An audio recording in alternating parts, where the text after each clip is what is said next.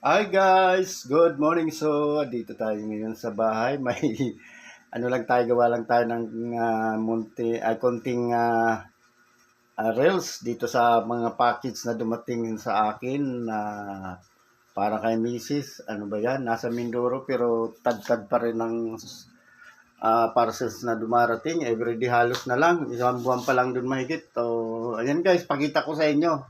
Gastos na malala ito. Siguro magkakaroon na kami rito ng mini drop-off points ng mga nagdi-deliver guys. So ito, ayan o.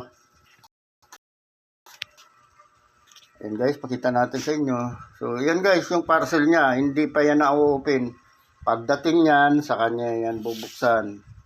Yan, box niya yan. Gaano kadami yan guys, oh. Yan. Pag ganitong asawa mo, nako, suli mo na sa biyanan. Walang yan. Ayan po guys. Kanya lahat yan. Meron siguro ako dyan. Dadalawa lang. Itong smartphone. At saka isang tools ko dyan. Hindi ko pa rin nabuksan. Pero ito lang akin oh. Kanya lahat yan guys. Diba? Maria Josep.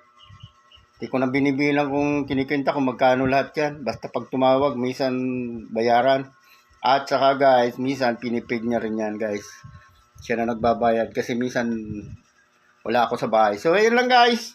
So, comment below na lang guys sa mga misis nyong ganyan. Walang hilig. 2026 na. Dapat nagbabago na, di ba? Nag-iipon.